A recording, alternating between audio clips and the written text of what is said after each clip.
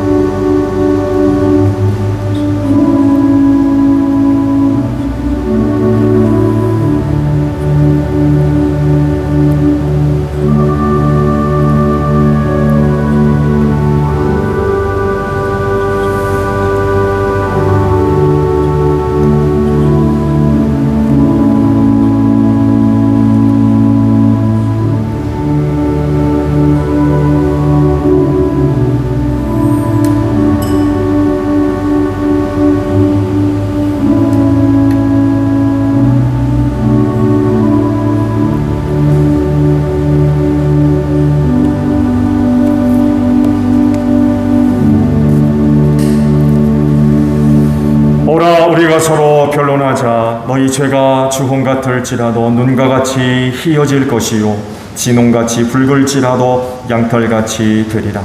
이 말씀대로 진심으로 회개한 여러분의 모든 죄를 예수 그리스도의 십자가의 은혜로 용서하셨습니다.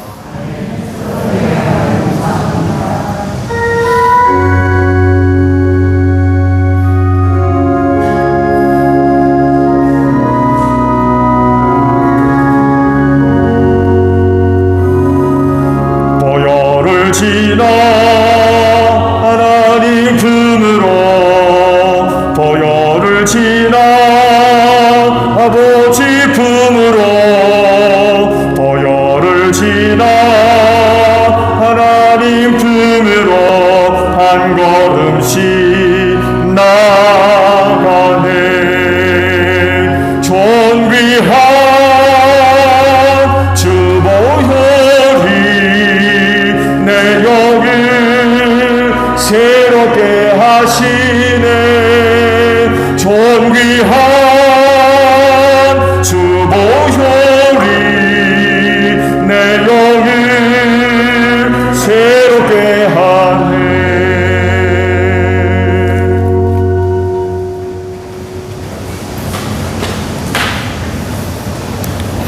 다 함께 기도드리겠습니다.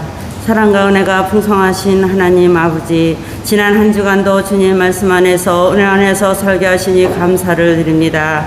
저희들 한 주간도 살면서 하나님 아버지 앞에 늘 하나님 아버지가 원하시지 않는 일, 하나님께서 기뻐하시지 않는 일을 할 때도 얼마나 많았는지 이 시간을 통하여서 저희들 하나님 아버지의 모든 걸 느낄 수가 있습니다.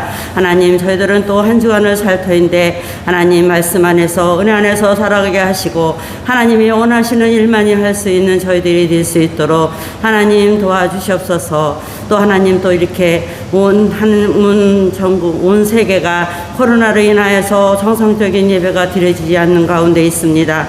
하나님께서 하나님 아버지 역사하셔서 이 코로나19가 하루속히 소멸되어서 정상적인 예배 하나님 아버지 앞에 참으로 영광 돌릴 수 있는 그런 예배가 드려질 수 있도록 성령님 인도하여 주시고 저희 소장자 성결교회를 주님께서 사랑하시되 저희들 건강한 교회가 되게 하시며 성령께서 함께 하시며 건강한 교회, 또 우리 성도들이 또 하나님 건강한 몸으로 하나님을 잘 섬길 수 있도록 성령님 도와주시고 인도하여 주시옵소서. 이 한 시간도 우리 목사님 말씀을 전하실 텐데 그 말씀이 저희들 모두에게 은혜가 되게 하시고 그 말씀을 가지고 한 주간도 살아가게 부족함이 없는 저희 소정교회 성결교회 성도들이 다 될 수 있도록 하나님 도와주시옵소서. 모든 걸 예수님의 이름으로 기도드리옵나이다. 아멘.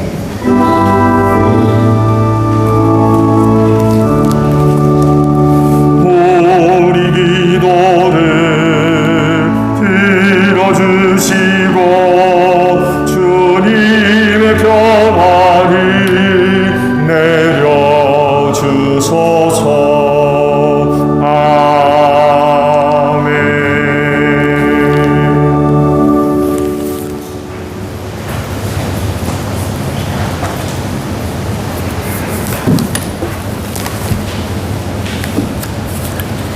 성령 간인절 후 11번째 주일 성수는 제1독서 사무엘하 18장 5절에서 9절입니다.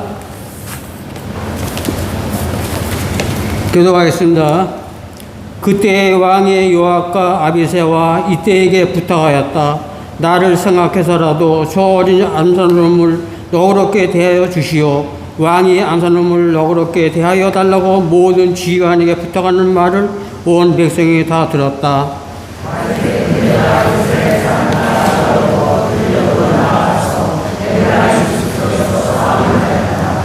거기에서 이스라엘 백성이 다윗에게 부하들에게 패하였는데 그들은 그날 거기에서 크게 패하여서 2만 명이 다 죽었다.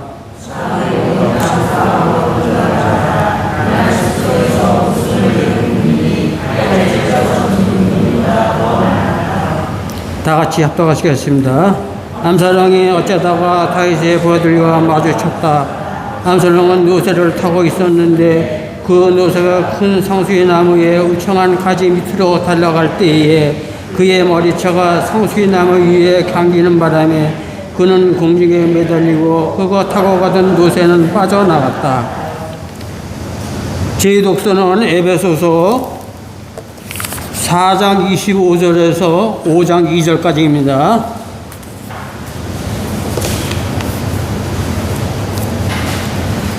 그러므로 여러분은 거짓을 버리고 각각 자기 이웃과 더불어 참된 말을 하십시오. 우리는 서로 한 몸의 지체들입니다.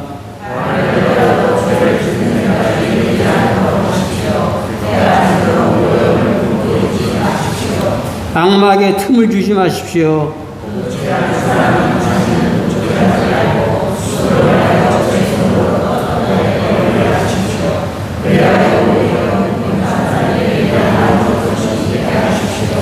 나쁜 말은 입 밖에 내지 말고 덕을 세우는 데에 필요한 말이 있으며 적절한 때에 해서 듣는 사람에게 은혜가 되게 하십시오.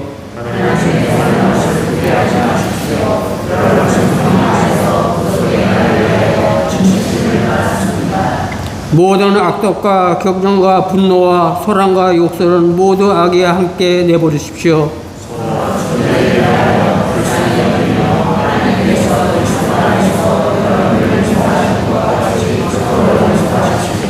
그러므로 여러분은 사랑을 받는 자녀답게 하나님을 본받는 사람이 되십시오. 그래서 여러분을 사랑하셔서 우리를 위하여 하나님 앞에 향기로운 예물과 제물로 자기 몸을 내어주신 것과 같이 여러분도 사랑으로 살아가십시오. 이는 살아계신 하나님의 말씀입니다.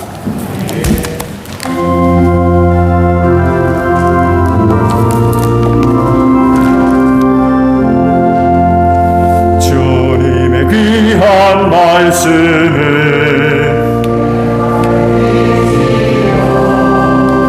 목마른 사막길에서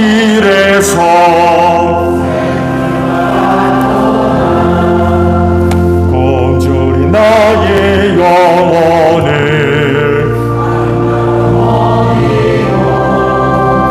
내 갈 길 밝게 비추니 그 말씀 귀하다. 아멘. 주일에 주시는 말씀을 봅니다. 히브리서 12장 12절과 13절에 있는 말씀을 봅니다.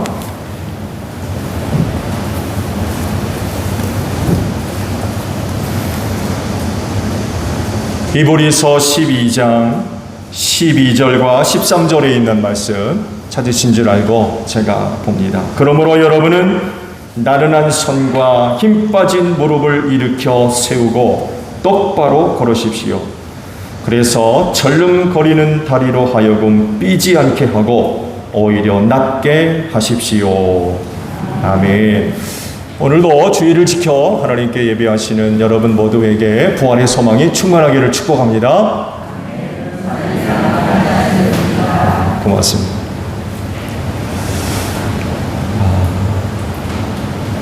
오늘 말씀과 같이 신앙생활은 이렇게 하는 것입니다.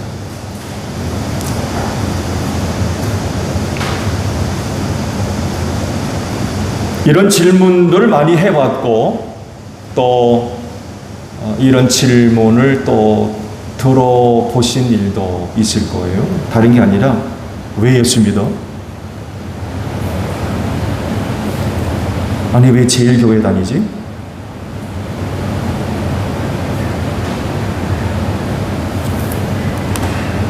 식구 혹은 친척, 가까운 이웃이나 동료, 친구들로부터 이런 질문을 받을 수 있죠. 여러분들 가운데는 아마 이런 질문을 받아본 적이 있을 겁니다. 성숙한 신앙이라고 하면 이런 기회를 통하여서 복음 전할 수 있는 기회로 삼아서 복음 전할 수 있겠지만 신앙생활을 처음 시작하는 분이라고 하면 이렇게까지 하기는 좀 당황스럽죠. 뭐라고 대답해야 될지.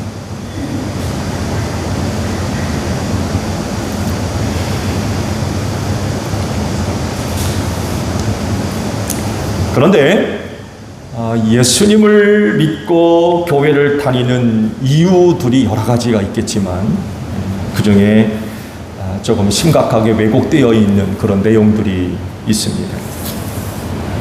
가장 대표적인 것이 기복신앙이라고 그러죠. 예수 믿고 복 받자는 것입니다. 교회 잘 다녀서 잘 살아보세요.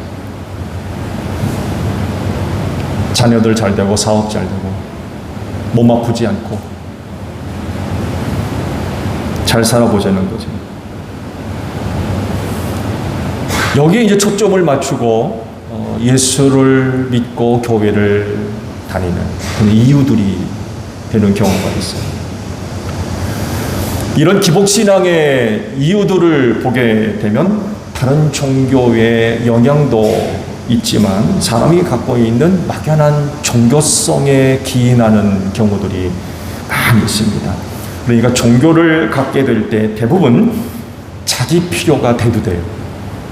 내 필요에 의해서 종교가 선택되어지고 신이 선택되어지는 거죠.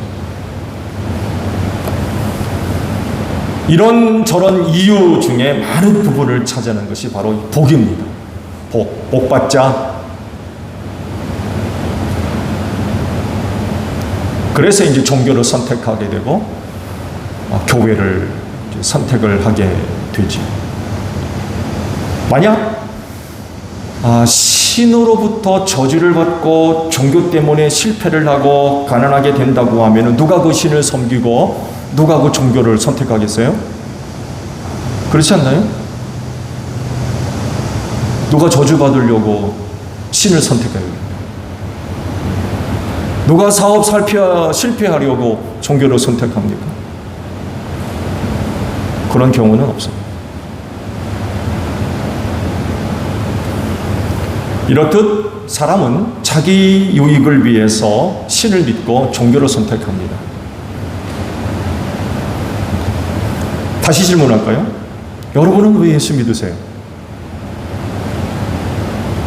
왜 제일교회 다니세요? 뭐 하려고 제일교회 다니십니까? 세상은 종교가 기독교밖에 없나요?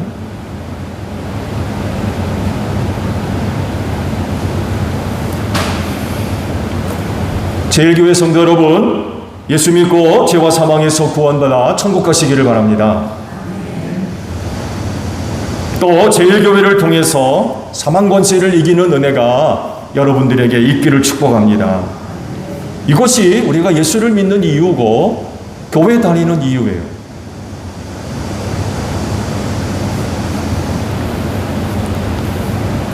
그런데 내가 신을 섬기게 되고 교회를 다니게 됨으로 인하여서 이제 꽃길만 걸으면 된다 라고 생각하시면 안 됩니다. 오히려 반대로 생각하셔야 될 거요.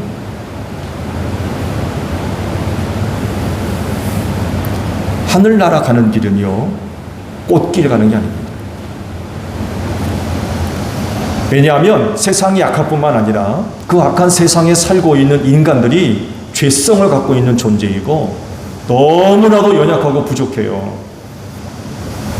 그러다 보니까 시험과 환난을 이기지 못하고 죄의 유혹을 이기지 못해서 넘어지는 일들이 허다해요.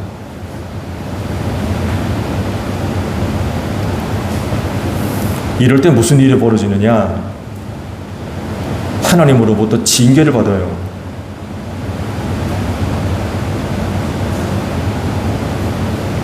그래서 고난을 겪어요.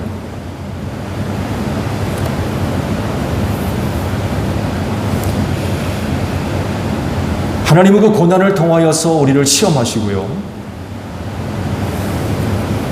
그 시험을 통하여서 하나님을 잘 섬기는지 안 하는지, 말씀에 순종하는지 안 하는지를 살피시는 거죠.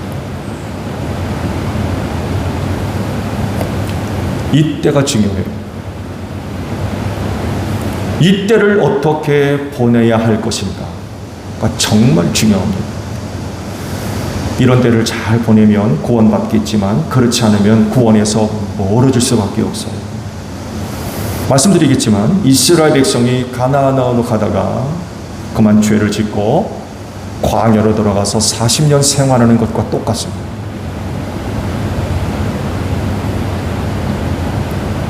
오늘 주신 말씀 5절과 6절에 있는 말씀을 보세요. 또 여러분은 하나님께서 여러분을 향하여 자녀에게 말하듯 하신 이 권면을 잊었습니다. 내 아들아, 주님의 징계를 가볍게 여기지 말고 그에게 꾸지람을 들을 때 낙심하지 말아라. 주님께서 사랑하시는 사람을 징계하시고 받아들이는 아들마다 채찍질하신다 라고 말씀을 하십니다. 이런 일이 실제 우리 가운데 벌어졌을 때 우리는 어떻게 해야 될 것이냐는 것입니다.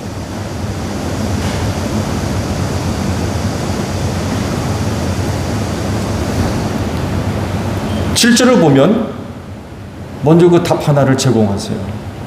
징계를 받을 때에 참아내십시오 라고 말씀을 하십니다.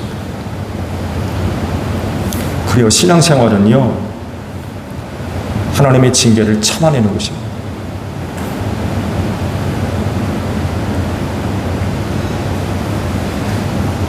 이런 모습을 잘 보여주는 것이 광야 이스라엘 백성들이죠. 가나안 정탐 사건을 계기로 해서 하나님 앞에 그 불신앙을 보여주게 되죠. 그 결국 광야로 집어넣으셨죠.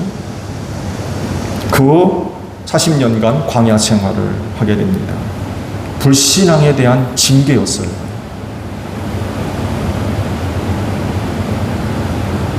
지난주일 최교돈 목사님을 통해서 귀한 메시지를 그때 들었습니다만 그때 보신 신명기 8장의 말씀이 바로 이거를 우리에게 말씀을 하세요. 당신들이 광야를 지나온 40년 동안 주 당신의 하나님이 당신들을 어떻게 인도하셨는지를 기억하십시오. 그렇게 오랫동안 당신들을 광야에 머물게 하신 것은 당신들을 단련하시고 시험하셔서 당신들이 하나님의 계명을 지키는지 안 지키는지 당신들의 마음속을 알아보려는 것이었습니다 라고 광야 생활을 설명을 하고 계세요.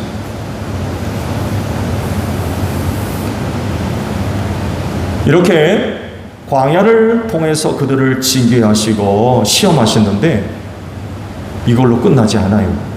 그들이 가나안에 들어가 정착한 후에 타락하고 부패하죠. 또다시 그들을 징계하시고 시험하세요. 여러분 지금 사사기의 말씀들을 큐티하고 계시죠? 2장 20절의 말씀을 보게 되면 사사시대를 이렇게 설명하세요. 그러므로 주님께서 이스라엘 백성에게 크게 노하셔서 이렇게 말씀하셨다. 이 백성이 내가 그들의 조상과 세운 언약을 어기고 나에게 순종하지 않았다. 그러므로 나도 여호수아가 죽은 뒤에도 남아있는 민족들 가운데 어느 하나라도 더 이상 몰아내지 않겠다. 이렇게 하여서 이스라엘 백성이 나 주가 가르쳐 준 길을 그들의 조상처럼 충실하게 걸어가는지 가지 않는지를 시험하여 보겠다. 그래서 주님께서는 다른 민족들을 얼른 몰아내지 않고 그 땅에 남아있게 하셨으며 여호수아에게도 그들을 넘겨주지 않으셨던 것이다 라고 말씀을 하고 계십니다. 이렇게 되면 어떻게 되겠습니까? 많은 어려움을 겪어야 돼요. 전쟁이 끊임없이 일어나야 되고요. 많은 고난을 당해야만 해요. 그리고 그 다음이 중요한데요. 그런 어려움을 참고 견디며 주께서 가르쳐 주신 그 길을 찾아 나아가야 됩니다. 이게 신앙생활이에요.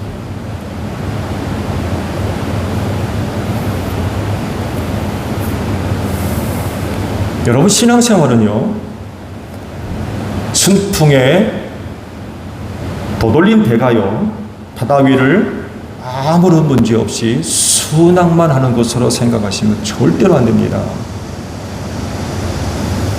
때로 그 하나님의 징계를 통해서 폭풍도 일어나고요, 비바람도 치고요, 천둥도 치고 번개도 칠 수 있어요. 이것을 견디어내며 항구를 향해, 하늘나라겠죠, 그곳을 향해서 끊임없이 나아가는 것, 이게 신앙생활이에요.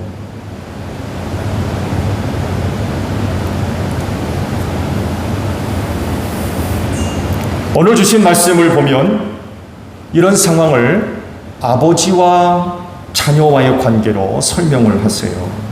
즉, 아버지가 징계를 하지 않는 자녀가 어디 있느냐라고 반문하십니다. 이 말씀을 또 다른 시각으로 바꾸어서 말씀을 보게 되면 자녀들이요, 생활하면서 아버지로부터 징계받는 일을 한다는 거예요.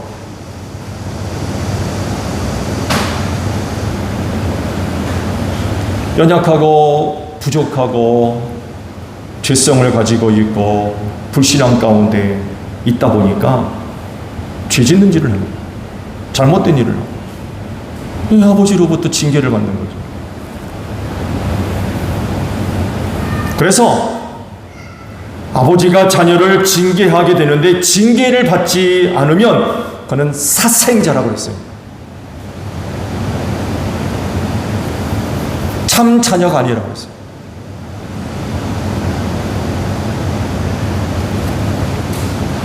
여러분, 그리스도인은 완벽한 사람이 아닙니다. 말씀드린 대로 연약하고 부족하고요, 죄성을 갖고 있기 때문에 죄의 유혹을 이기지 못하고 쓰러지고 넘어지고 실수하며 잘못된 일들 많이 합니다. 죄인인 거죠. 그래서 하나님으로부터 징계받습니다. 이것이 신앙생활 중에 하나예요.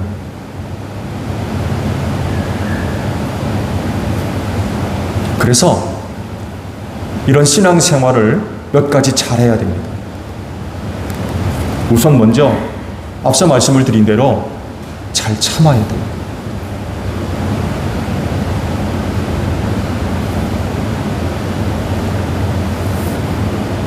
같은 말씀 7절에 말씀하셨죠. 하나님께서 때로 꾸짖고 채찍질하시고 징계하실 때에 어떻게 하라고 합니까? 잘 참아내십시오 라고 말씀하셨어요. 그래요, 신앙생활은요, 하나님의 징계가 있을 때에 참는 것입니다. 왜 이게 중요하냐면요, 하나님의 징계를 받을 때 참아낼 때 그때마다 여러분의 신앙이 견고해지기 때문에 그래요.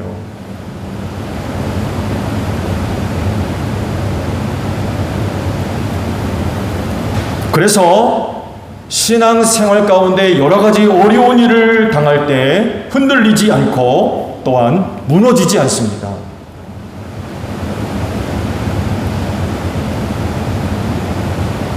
견고한 신앙은 그냥 만들어지는 게 아니에요. 아버지의 징계가 있을 때에 참는 사람이 얻어지는 은혜예요.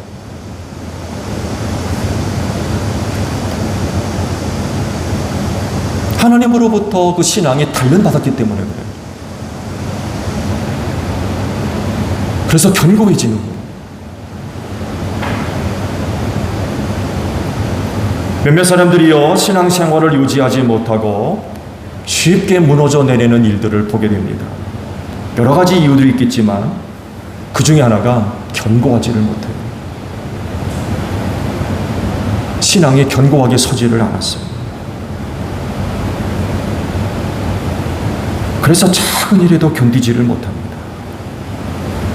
그래서 한바탕 소동이 일어났다가 진정되고, 신앙이 조금 세워지는가 싶었는데 또 한바탕 소동이 일어나고 또 진정되고, 이런 일들이 반복적으로 일어나요. 그런 신앙이 언제 견고해집니까? 언제 서고?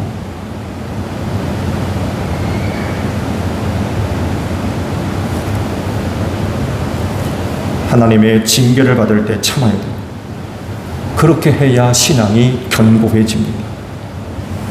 하나님 아버지로부터 단련을 받아야 세상으로부터 당하는 핍박을 견딜 수 있고요, 환난을 통과할 수 있으며 사탄과의 영적인 싸움에서 승리할 수 있어요.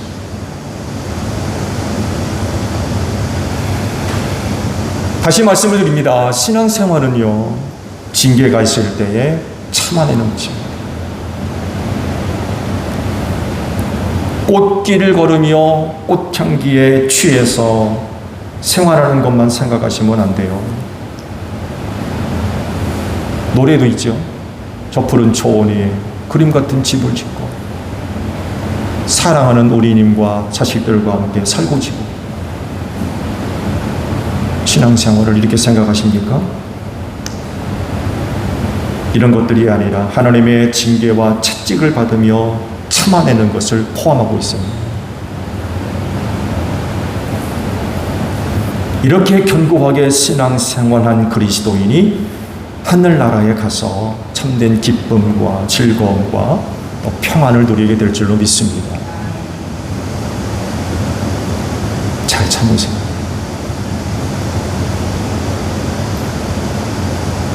신앙생활 중에 잘 해야 될 몇 가지 중에 다른 하나는 복종하는 것입니다. 왜냐하면 하나님은 아버지시고 여러분은 그분의 자녀들이기 때문에 그렇습니다. 여러분, 무슨 일이 있어도 이 관계는 달라지지 않습니다. 징계 중이라도 달라지지 않아요. 하나님이 징계하실 때는 아버지가 아닌가요? 우리가 그분의 징계를 받을 땐 하나님의 자녀가 아닌가요? 하나님이 아버지가 되시고 우리는 그분의 자녀가 되는 건 어떤 상황 가운데도 달라지지 않습니다. 왜냐하면 이 둘 사이는요, 사랑의 관계이기 때문에 그렇습니다. 아버지 하나님이 여러분을 얼마나 사랑하시는지요. 죄인 되었던 여러분들을 그 죄와 사망에서 구원하시려고 독생하신 아들 예수 그리스도를 보내주셨고, 죄로 인하여 우리가 죽어야 할 죽음을 그 아들로 대신 죽게 하셨어요. 그럴 정도로 사랑하시는 분이에요. 이 사랑의 관계는요, 뭣도 깨뜨릴 수 없어요. 그래서 우리가 한 가지 잊지 말아야 될 것은요, 아버지의 징계는 이 사랑에 근거한다는 것입니다. 사랑하지 않으면 징계하지 않습니다. 그래서 하시는 말씀이 징계가 없으면 사생자다라고 했어요. 참 자식이 아니라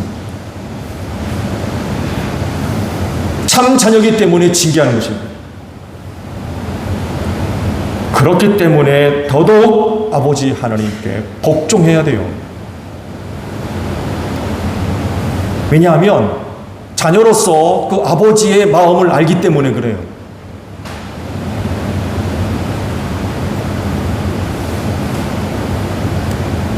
여러분도 아시듯이 사랑이 없는 징계는요, 한 사람의 몸과 마음과 영혼을 망칩니다. 파괴시켜. 그건 뭐 틀림없는 사실이에요.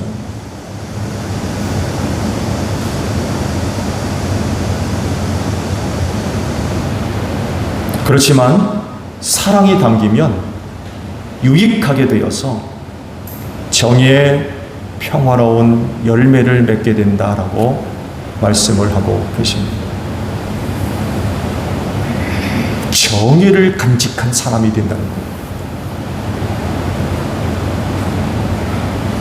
10절 11절에 말씀하지, 육신의 아버지는 잠시 동안 자기들의 생각대로 이를 징계하였지만 하나님께서는 우리를 자기의 거룩하심에 참여하게 하시려고 우리에게 유익이 되도록 징계하십니다.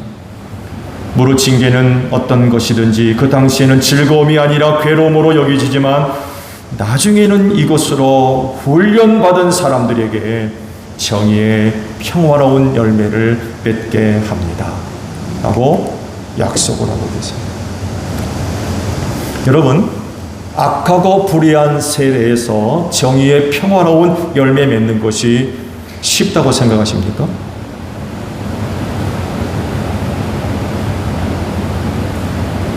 점점 어려워요.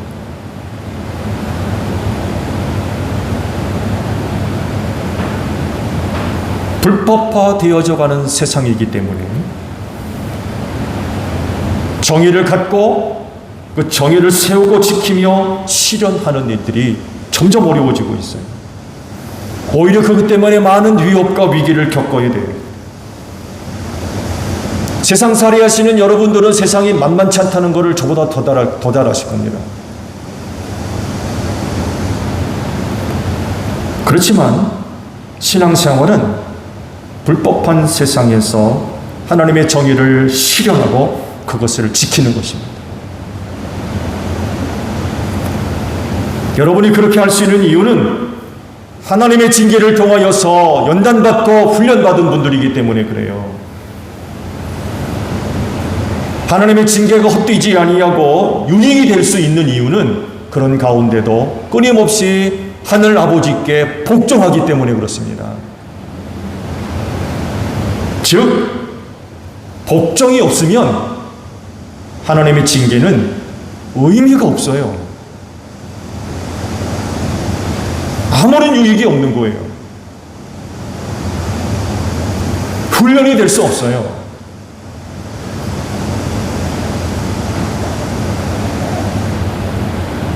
그렇기 때문에 하나님으로부터 받는 징계가 유익이 되어져서 정의의 평화로운 열매를 소유하려면 복종해야 됩니다.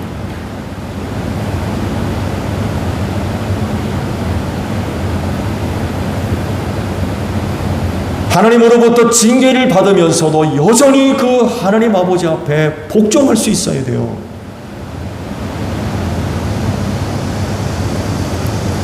여러분, 이것이 신앙생활이에요. 그렇지만 오늘날 이렇게 신앙생활 하려는 사람들이 점점 줄어들고 있어요. 복종하지 않습니다. 기분 나쁘다고.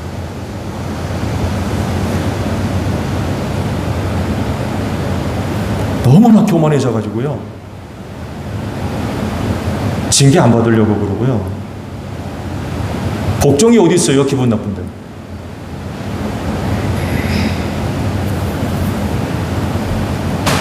그래서 목회자들 사이에 화제되는 이야기가요. 성도들 붙들어 두려면 회개하라는 말 하지 말란다고. 기분 나쁘게 듣는다는 거예요.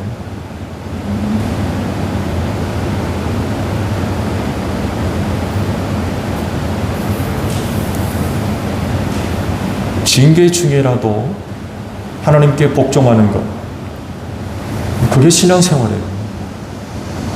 그렇게 신앙생활을 해야 정의의 평화로운 열매를 얻을 수가 있어요. 이건 불의한 세상을 살아가는 성도들에겐 대단히 중요한 요소입니다.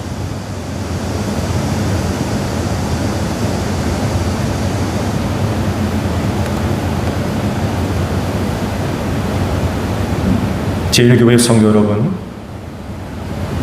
징계 중에라도 하나님께 복종하는 신앙생활 하실 수 있으세요? 그렇게 하셔야 돼요. 그게 신앙생활이기 때문에 그렇습니다.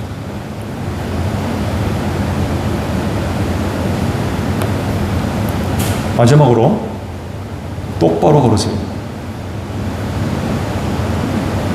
신앙생활 몇 가지 잘 해야 하는 것 중에 하나가 바로 똑바로 걷는 것입니다.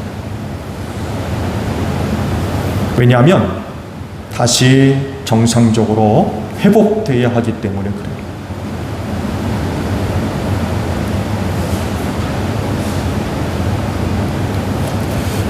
이 똑바로 걷는 것이 어떤 것인가를 잘 보여주는 사건이 있죠. 이스라엘 백성들은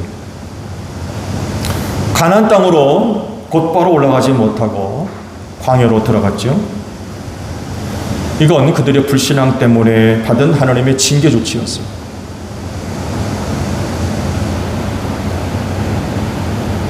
그런데 문제는 그들이 광야를 통하여서 하나님의 징계를 받으면서 보여준 모습이에요. 이 모습을 오늘 주신 말씀 속에서 표현을 하면 똑바로 걷지 않습니다. 하나님은 이걸 두고 이렇게까지 말씀하셨어요.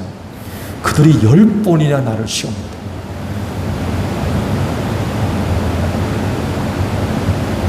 하나님은 시험합니다.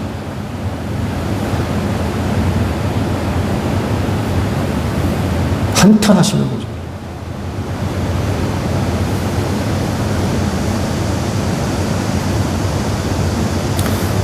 말씀에도 있습니다만 해도 분명히 하나님의 징계는 힘들고 어렵고 고통스러우며 때론 두려움도 주고요. 낙심도 가져다 주고 절망도 줍니다. 시험하시기 때문에 그래요. 그렇지만 징계받는 사람은요, 더욱더 똑바로 걸어야 됩니다. 그것 때문에 비틀거리고 삐뚤어질 것이 아니라 오히려 더 똑바로 걸어야 돼요. 걸을 수 없을 정도로 하나님의 징계는 심각합니다. 견디기 어려울 정도로. 여러분, 하나님의 징계가 간단한 문제입니까? 그건 정말 위협적인 겁니다. 치명적이고요.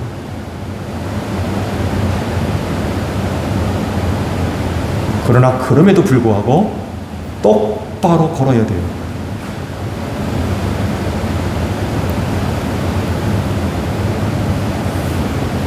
오늘 주일에 주신 12절과 13절의 말씀을 보세요. 그러므로 여러분은 나른한 손과 힘 빠진 무릎을 일으켜 세우고 똑바로 걸으십시오. 그래서 절름거리는 다리로 하여금 삐지 않게 하고 오히려 낫게 하십시오. 하고 말씀을 하십니다. 이 말씀과도 같이 하나님의 징계를 받으면요, 손이 나른해져요. 무릎에 힘이 빠지고 힘들다는 거예요. 손과 발이 이렇게 되면 서겠어요? 그래서 많은 사람들이 하나님의 징계를 통해서 주저앉는 사람들이 굉장히 지할 일 못하고 가야 할 길 못 가고. 징계는 두려운 거예요. 정말 무서운 거예요. 이렇게 만들기 때문에 그렇습니다. 더 삐뚤어져요. 더 삐뚤어져.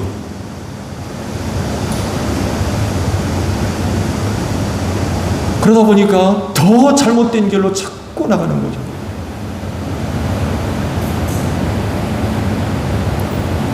가지 말아야 할 곳으로 가게 돼요. 하지 말아야 할 것을 하게 돼요. 결국 예수님과 점점 멀어지게 되고 교회와 멀어지게 되고 구원과 멀어질 수밖에 없는 거죠.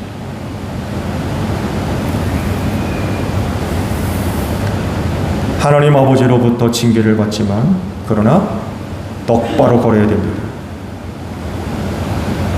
똑바로 걸어야 힘 빠진 무릎 삐지 않아요. 그리고 고침받을 수 있어요. 그렇게 하기가 굉장히 힘들지만 그러나 그럼에도 불구하고 똑바로 걸어야 고쳐져요. 회복이 되고요. 새로워질 수 있어요.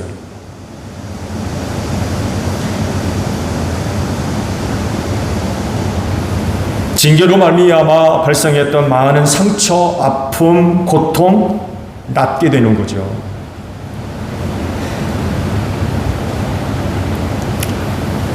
이런 것이 신앙생활이에요.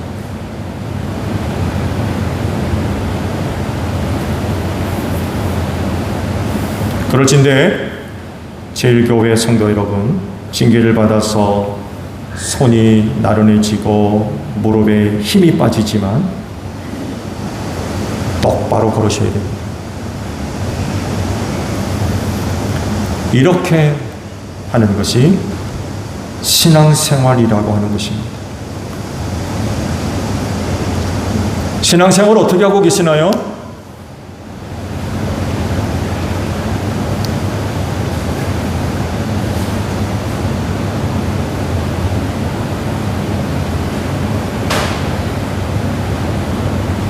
여러분 모두 신앙생활 잘 하십시오.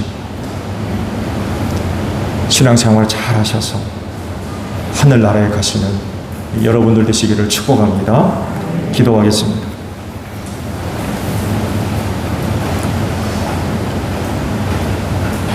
신앙생활은 꽃길 걷는 거 아닙니다. 초원이 그름 같은 집을 짓고 아내와 자녀들과 살고 지는 것 아닙니다.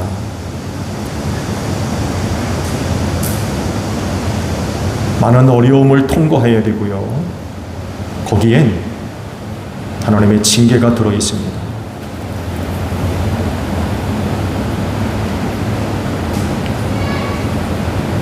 하나님의 징계를 받을 때 잘 참게 하옵소서. 그게 신앙생활입니다. 하나님의 징계가 있지만 끝까지 아버지 하나님께 복종하게 하옵소서. 그래서 연단받고 훈련받아서 정의의 평화로운 열매를 맺는 저희 모두가 되게 하옵소서. 하나님, 이것이 신앙생활입니다. 또한 하나님으로부터 징계가 있을 때에 똑바로 걷게 하옵소서. 손과 발에 힘이 빠지고 제대로 서 있을 수도 없고 갈 수도 없으며 해야 할 일조차도 할 수 없을 정도로 하나님의 징계는 무섭지만, 그렇지만 똑바로 걸어야 되겠습니다. 그래야 고침받을 수 있습니다. 이런 것이 신앙생활입니다. 하나님, 우리 제일교회에 속해 있는 모든 성도들 아버지께서 보실 때에 어떻게 신앙생활하고 있습니까? 오늘 주신 말씀대로 신앙생활 잘 할 수 있는 저희 모두가 되게 하옵소서. 그래서 하늘나라에 갈 수 있는 저희 모두가 될 수 있도록 이 시간 우리 모두에게 힘을 주시옵소서. 예수님의 이름으로 기도하옵나이다. 아멘.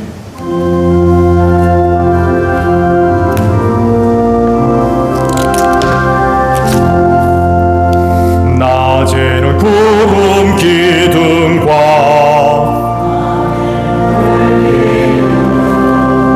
주 백성 앞에 나타나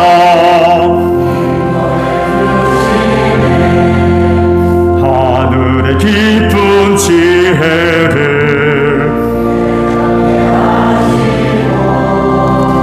주 말씀 밝히 알도록 늘 도와주소서. 아멘. 주신 말씀 우리 생각하며 화답 찬양 하나님께 드립니다.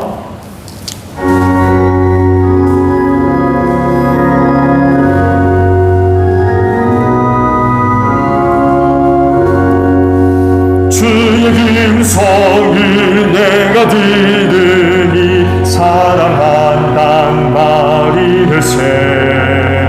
믿는 말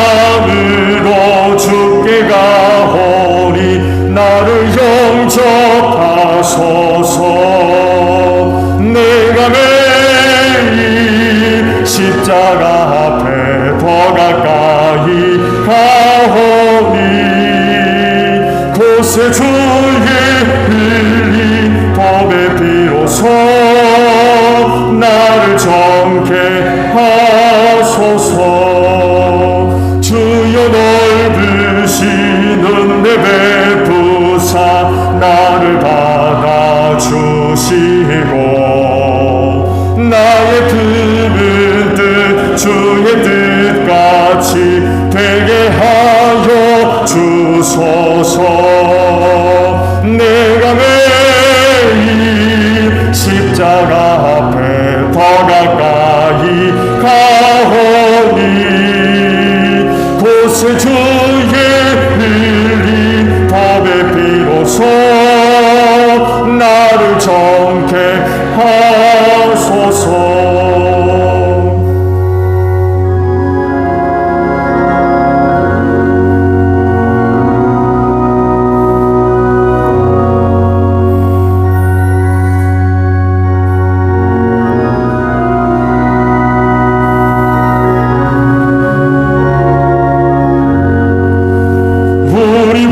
주의 넓은 사랑을 증량할 자 없으며 주가 주시는 참된 기쁨도 헤아릴 수 없도다.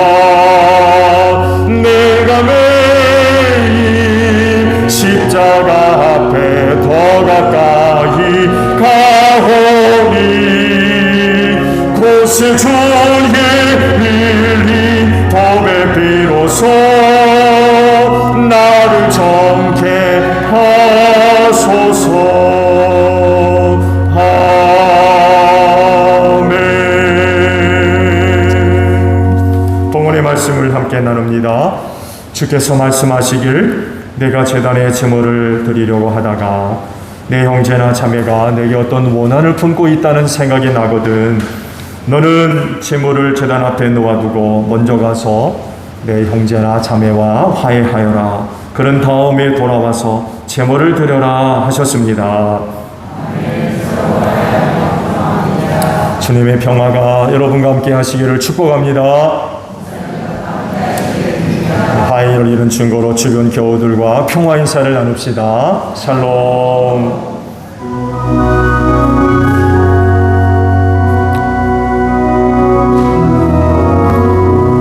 하나님 어린 양 세상의 죄를 없애시는 주여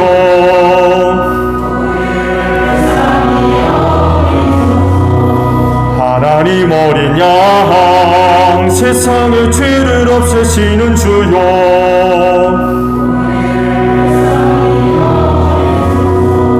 하나님 어린 양 세상의 죄를 없애시는 주여 우리에게 평화를 주소서.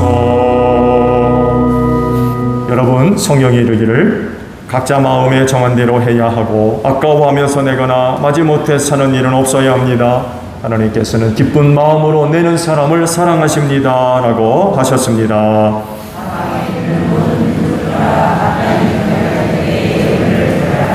아멘.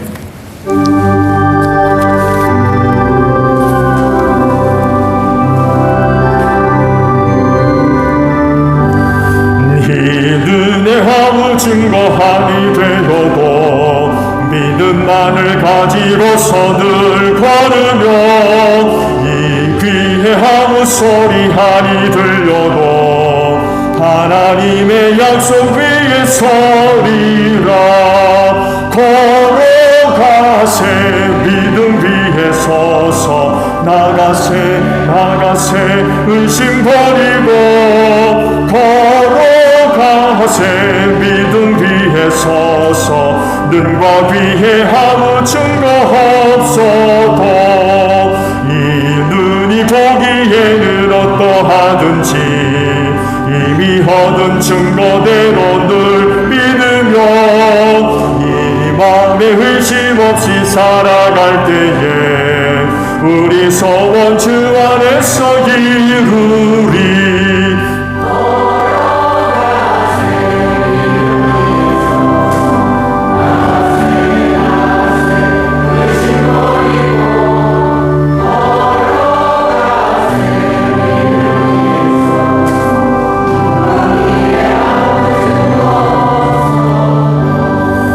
주님의 거룩함을 두고 맹세한 주 하나님 아버지는 참 미쁘다.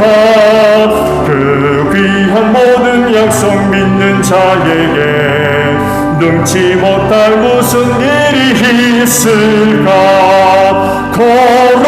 걸어가세 믿음 위에 서서 나가세 의심 버리고 걸어가세 믿음 위에 서서 눈과 귀에 아무 증거 없어도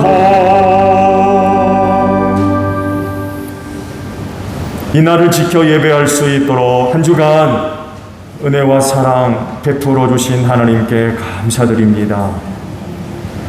세대가 많이 힘들고 어렵고 위기 가운데 있지만 이런 일들을 통하여서 우리를 향하신 하나님의 은혜와 사랑과 구원을 더 확실하게 경험케 하시고 깨닫게 하시니 감사드립니다. 한 주간의 삶을 돌아볼 때에 결코 내 힘과 반복과 재주로 살지 않았음을 고백합니다. 모든 것이 다 하나님의 은혜요 사랑이었음을 고백합니다. 어려운 때이지만 그만큼 하나님의 은혜와 사랑과 구원이 큰 줄로 믿사오니 이번 기회에 놓치지 않고 또 분명하게 하나님의 구원을 보게 하시고 하나님의 은혜와 사랑을 깨달아 알 수 있는 소중한 시간들이 될 수 있도록 축복하여 주시옵소서.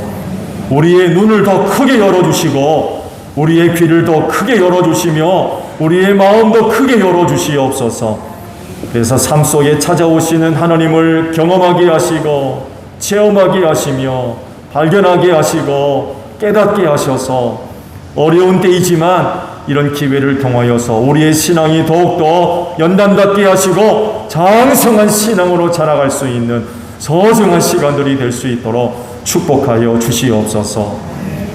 전적으로 하나님을 의지합니다. 우리가 세상 무엇으로 살겠습니까? 하나님밖에 없습니다. 하나님의 은혜로 살아야 되겠습니다. 그리하오니 순간순간 늘 하나님을 의지하게 하시고 믿음으로 살아갈 수 있는 저희 모두가 되어지게 하옵소서. 그 은혜와 사랑을 알기에 오늘도 아버지 앞에 나올 때에 빈손으로 오지 아니하고 예물을 거룩히 구별해 두었다가 이 시간 아버지 앞에 드립니다. 기쁘게 받으시고 이 믿음의 복을 내려주셔서 어려운 때 우리 모두가 승리하는 복된 성도들 다 되어지게 하옵소서. 피땀 흘린 예물 드렸습니다. 하나님의 영광과 뜻을 이루는데 소중하게 사용될 수 있도록 성령께서 귀한 길로 인도하여 주시옵소서. 감사드리며 예수님의 이름으로 기도하옵나이다. 아멘. 파송 찬양합니다.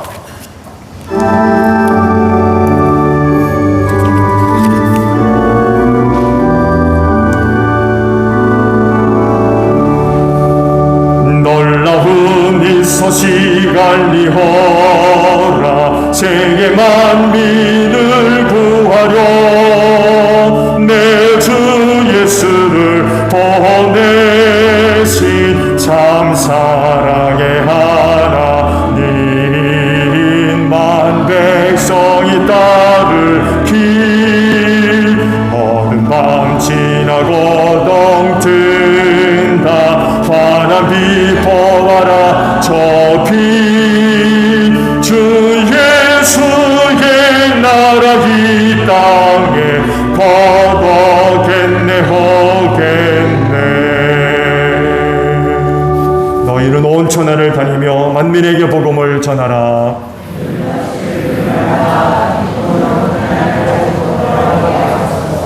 아멘. 지금은 우리 주 예수 그리스도의 은혜와 아버지 하나님의 극진하신 사랑하심과 성령님의 교통하심이 주의를 지켜 아버지 앞에 예배하는 심령들 위해 영원히 함께 하시기를 축원하옵나이다. 아멘.